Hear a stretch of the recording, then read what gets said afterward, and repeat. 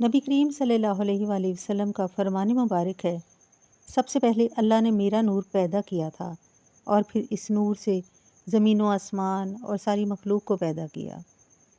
الصلاۃ والسلام علیکہ یا محمد نور من نور اللہ۔ حضور صلی اللہ علیہ وآلہ وسلم پر لاکھوں درود، لاکھوں سلام۔ بے شک آپ پیغمبر اعظم اور پیغمبر آخر ہیں۔ بے شک آپ خوشبو، نور اور رحمت والے نبی ہیں۔ بے شک آپ اللہ تعالیٰ کے محبوب رسول ہیں۔ حضرت ابو ہریرہ رضی اللہ تعالیٰ عنہ فرماتے ہیں، جب رسول اللہ صلی اللہ علیہ وآلہ وسلم تبسم فرماتے تو نور تبسم کی شعاعیں دیواروں پر پڑتی تو وہ روشن ہو جاتی۔ میں نے ایسا حسین آپ صلی اللہ علیہ وآلہ وسلم سے پہلے اور آپ صلی اللہ علیہ وآلہ وسلم کے بعد نہیں دیکھا۔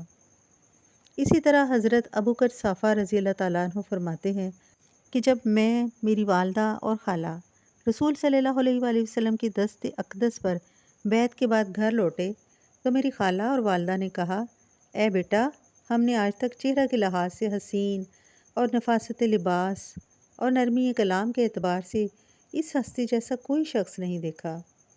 ہم نے دیکھا کہ گفتگو کرتے وقت آپ صلی اللہ علیہ وآلہ وسلم کے مبارک منہ سے نور کی جھڑی لگ جاتی ہے۔ اسی طرح حضرت ابن عباس رضی اللہ تعالیٰ عنہ فرماتے ہیں، جب رسول اللہ صلی اللہ علیہ وآلہ وسلم گفتگو فرماتے تو آپ صلی اللہ علیہ وآلہ وسلم کے مبارک دانتوں کے درمیان سے نور کی برسات لگ جاتی۔ ان بیانات سے ثابت ہوتا ہے حضور اقدس نور والے نبی ہیں۔ صرف یہی نہیں بلکہ ان پر بھیجا جانے والا درود پاک بھی نور ہے، اور یہ درود پاک نور بن کر قیامت کی ہولناکیوں اور تاریکیوں میں قدم قدم پر درود پڑھنے والے کے ساتھ رہے گا۔ فرمان مصطفیٰ صلی اللہ علیہ وآلہ وسلم ہے، اپنی مجالس کو درود پاک کے ساتھ مزین کیا کرو، کیونکہ تمہارا درود پاک پڑھنا قیامت کے روز تمہارے لیے نور ثابت ہوگا۔ اور آپ صلی اللہ علیہ وآلہ وسلم نے یہ بھی فرمایا، تمہارا مجھ پر درود بھیجنا قیامت کے دن پل صراط کے اندھیرے میں تمہارے لیے نور ہوگا، لہٰذا مجھ پر کثرت سے درود بھیجا کرو۔ جو درود شریف مجھ پر پڑھا جاتا ہے وہ پل صراط پر نور بن کر سامنے آئے گا۔